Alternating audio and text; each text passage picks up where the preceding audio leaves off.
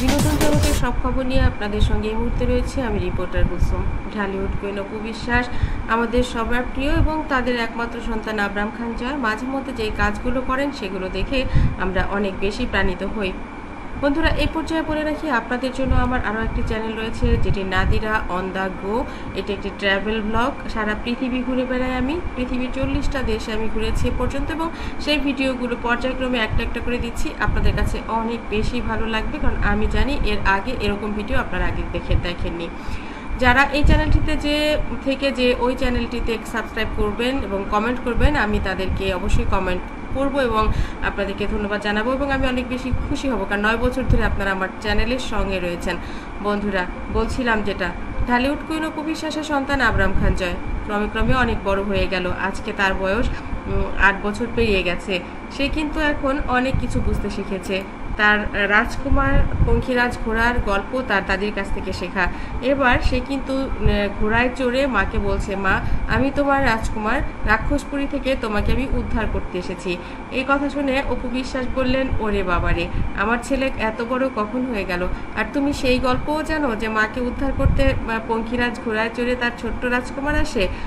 এবার অপু বিশ্বাসকে অবাক করে দিয়ে সাকিব পুত্র জয় বললেন, হেরে রে রে রে, এই কবিতাটাও তো আমি জানি যে যখন মাকে অ্যাটাক করে ডাকাতরা, তখন মাকে উদ্ধার করতে তার ছেলে পালকি থেকে নেমে যখন মাকে দেখবে, সেই গল্পটা, সেই কবিতাটাও তো আমি জানি। এবার অপু বিশ্বাস বললেন, বা আমার ছেলে তো দেখছি অনেক বড় হয়ে গেছে, তাহলে তো আমার দুঃখের দিন শেষই হয়ে গেল। এখন তো সব খালি আনন্দ সুখ। এবার তুমি কি মাকে বাঁচাবে নাকি বাবাকে বাঁচাবে? কাকে বাঁচাবে তুমি বলো তো দেখি।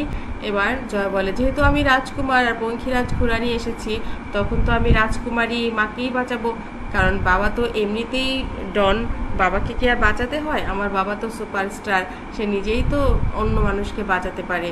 বাবাও আর একটা পঙ্খিরাজ ঘোড়া নিয়ে এসে তোমাকে বাঁচাবে, আমিও তোমাকে বাঁচাবো, তোমার কোনো চিন্তা নেই মা। আমরা দুদিক থেকে তোমার দুজন সৈন্য রয়েছি, তুমি নিশ্চিন্তে সব কাজ করতে পারবে।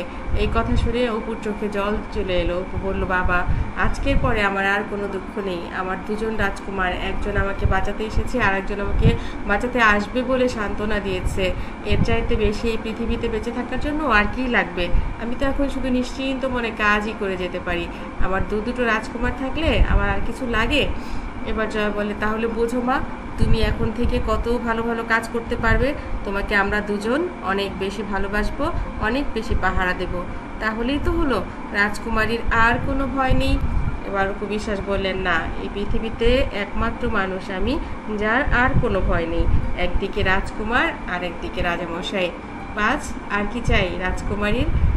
বন্ধুরা, আসলেই সাকিব এবং জয় থাকলে অপুর আসলে কোনো ভয় নেই পৃথিবীতে। ভিডিওটি ভালো লাগলে লাইক, কমেন্ট, শেয়ার দিন। পরবর্তী পর্ব পেতে সাবস্ক্রাইব করতে ভুলবেন না। ধন্যবাদ আবারও সবাইকে।